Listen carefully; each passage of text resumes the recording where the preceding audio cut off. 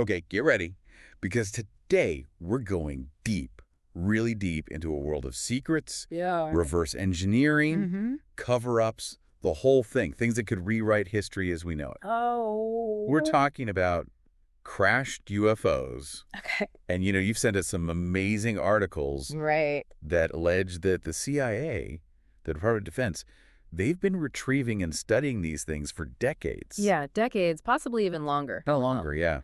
What's really interesting about these claims, though, is just how big this alleged cover-up is. Yeah. This isn't just like a couple of rogue agents, you know? Right. These sources point to a systematic effort, like a whole network of government agencies, defense contractors, Right. international collaborations. They're all working to keep this hidden from us. It's like a whole other world operating in parallel to ours. It's crazy. It really is. And it seems like it all goes back to one event, Oh, yeah. that alleged crash in Magenta, Italy, back in 1933. Right. And this, according to the sources, was the turning point.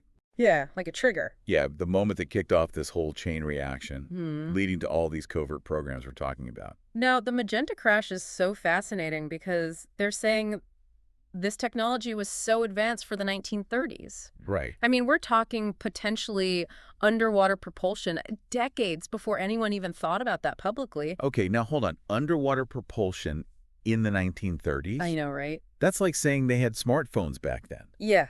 What Sick. kind of technology even makes that possible? I mean, could we even understand it with the physics we knew back then? That's the big mystery, right? And that's why this Magenta crash is so important to this whole story. Mm. Just try to imagine, what if you had this crazy advanced technology back then? A world on the edge of war. Yeah, The military advantage would be insane. of course. So it's no wonder they wanted to keep this quiet, according to these sources. It's like something out of a spy movie, right? Totally. And they're saying this wasn't just a passing interest. No. This led to the creation of like a whole lineage within the U.S. intelligence community. Right. That was laser focused on studying this technology, exploiting it, all of that. You're talking about the CIA's Weapons and Counterproliferation Mission Center, the WCPMC. Right, the WCPMC. Now, the crazy thing is, according to these sources, Yeah. their roots go straight back to that Magenta craft. Wow. It's like this one event set off a chain of events that continues to this day. Okay, so we've got this incredibly advanced craft that crashes in Italy. Right. It kicks off this global race for, who's going to be top dog technologically. Totally. And then you have this whole line of UAP study within U.S. intelligence that just picks up the torch. Mm-hmm. But where does WCPMC fit into all this? I mean, what are they actually doing? That's when it gets really interesting. So according to these sources, they're at the forefront of UAP research right now. Okay. They're the ones analyzing everything. So they're not just like reading old files in a dark room somewhere. Yeah, no, they're actively monitoring. Right. They're getting data from everywhere. The National Reconnaissance Office, the Defense Intelligence Agency, the NSA, Wow. even the National Geospatial Intelligence Agency. So they're taking this seriously. Oh, absolutely. They're pulling data from every corner of the intelligence community. It's like a fusion of everything. Satellites, signals, intelligence, the whole 9 yards. Yeah, and it goes even further than just analysis. They're saying the WCPMC is also key in actually retrieving this crashed stuff. Okay, now wait a minute. So if these objects are really alien, I mean, think about the scientific breakthroughs Oh, yeah. we could have from studying them. It's mind-blowing. It is. But if WCPMC is this deep in it, what about everyone else we hear about, like the Department of Defense? Right. Where do they fit in? That's the big question, and that gets right to the heart of the secrecy. Okay. They're saying the WCPMC needs permission from both the DoD and the Department of Energy to study these materials. So even within the intelligence community, there are checks and balances. Sounds like... Like multiple agencies have to sign off Mm-hmm. before anything happens. Exactly, as if they're trying to make sure no one group gets too much power over this. Right. It makes you wonder, if they're being this careful even within the government, how far will they go to keep it from the public? Right. And what does that say about what they're dealing with? I mean, It's a pretty big deal. It is. Okay, well, that definitely takes us down a very interesting path. It does. But let's break this down a bit more. How are they actually getting these crashed things? Okay, so this is where it gets really wild. The CIA, especially their maritime branch, they're supposedly deeply involved in underwater missions. Underwater. Underwater. Really? Yeah, they even mention specific groups like the U.S. Navy, the National Underwater Reconnaissance Office, even the Woods Hole Oceanographic Institution. Wait, Woods Hole? That's like a world-famous scientific organization. I know. You're saying they're potentially involved in recovering crashed UFOs from the ocean. That's what the sources are saying. I always pictured, those UFO retrievals, like out of the movies? Yeah. Shadowy figures, Yeah. unmarked helicopters landing in the desert, that whole thing. Right. But to think that it could be involving these big institutions like Woods Hole, Yeah. it really makes you think, what's going on down there?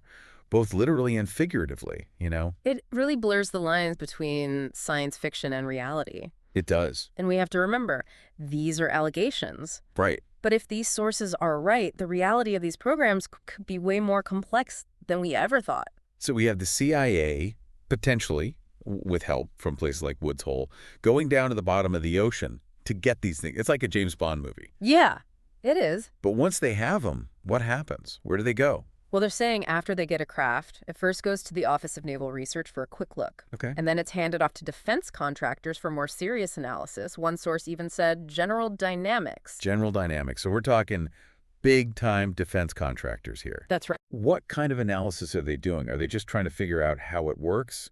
Or are they trying to copy the technology, reverse engineer it? The sources say both. They're not just looking at the design. Oh. They're trying to reverse engineer it. Really? To potentially make their own versions. Wow. And it's not just the DoD. The sources say the Department of Energy is also involved. They're looking at the propulsion systems. So we have the CIA getting them, the Navy moving them around, defense contractors analyzing them. It's like a whole operation. It's a very secretive machine, but still, who's in charge? Who decides what happens to this technology? That is the question. It is. And that's what we'll dig into as we keep going deeper into this. Okay, I'm ready. Right. We left off talking about this whole network, right? Yeah. Government agencies, defense contractors, all working together to figure out this UAP technology, maybe even reverse engineer it. Right, but it's still kind of murky, like who's really calling the shots? Yeah, who's in control of all this? That's where it gets even more complicated. The sources suggest there's this kind of tug of war going on behind the scenes. Right. Different agencies, wanting control of this tech. Right, like it's that powerful. It's that game-changing. Oh, yeah. I mean, imagine the possibilities. Right. The sources say the CIA's Directorate of Science and Technology, they're the ones supposedly safeguarding any tech we get from UAPs. But it seems like even they don't have total authority. Wait, so even within the CIA, there's infighting over this stuff? That's what it sounds like, yeah. It's like a political thriller or something. I know, right? And there's this story about Glenn Gaffney. Gaffney? Yeah, he was the CIA Director of Science and Technology, and he supposedly blocked this attempt to move non-human materials. From where? From Lockheed Martin to some outside group. Lockheed Martin, another defense contractor? What were they doing with it? Apparently, they were having trouble recruiting engineers. Okay. And they thought having access to this tech could be a big draw, lead to breakthroughs. Attract talent, yeah. Exactly, but Gaffney shut it down.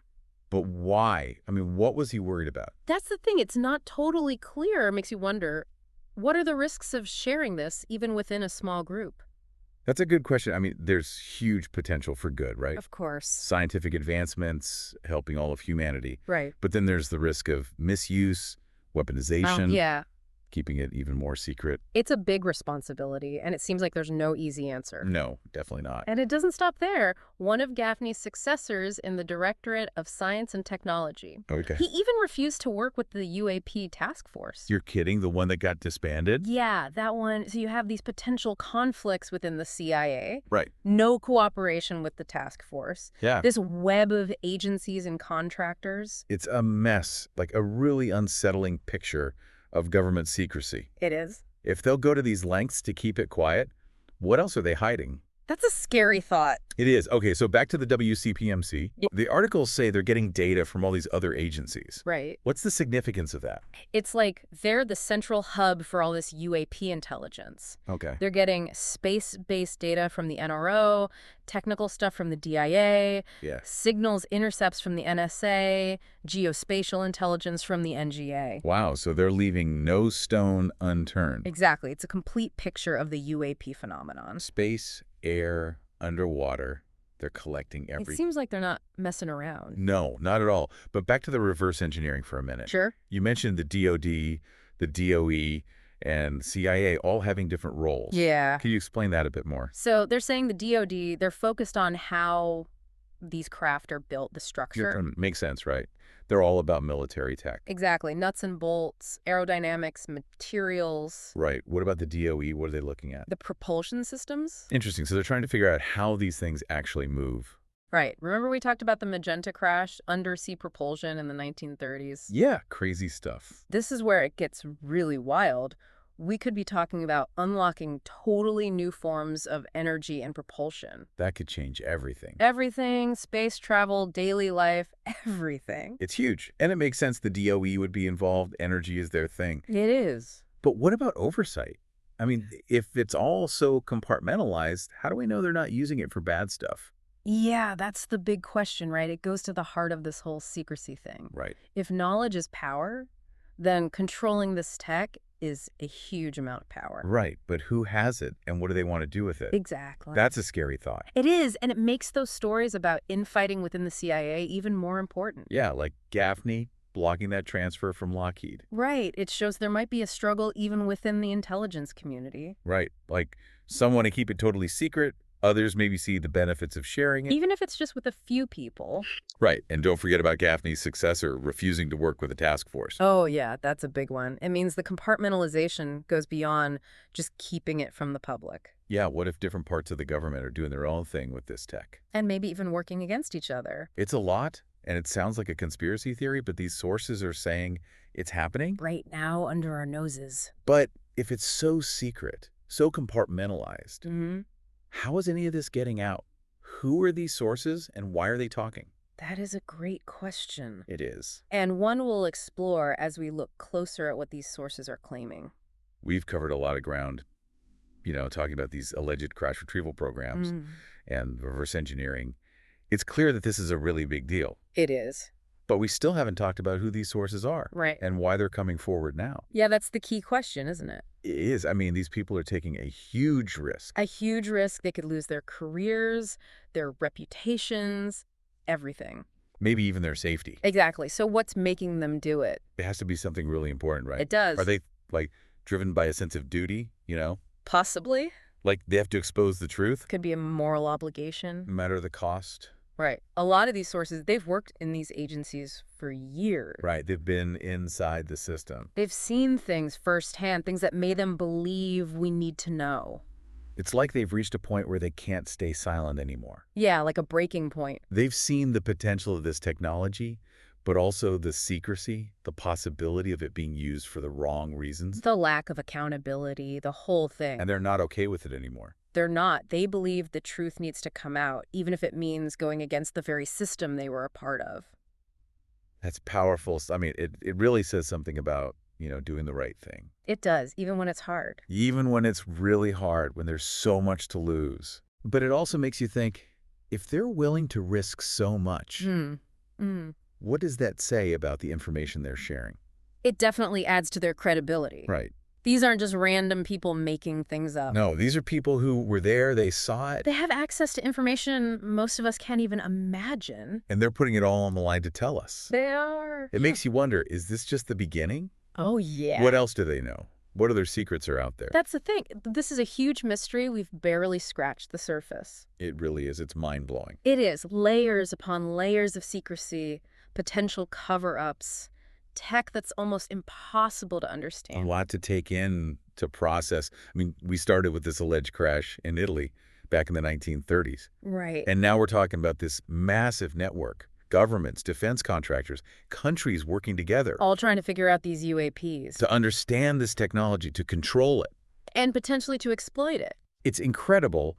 And if even a small part of what these sources are saying is true, it means we've been living with this huge secret for almost 100 years. A century of secrets. It means everything we think we know about technology, physics, maybe even our place in the universe. It could all be wrong. Yeah, it's like a complete paradigm shift. It is, but we're still left with so many questions. So many, like who's really in charge of all this?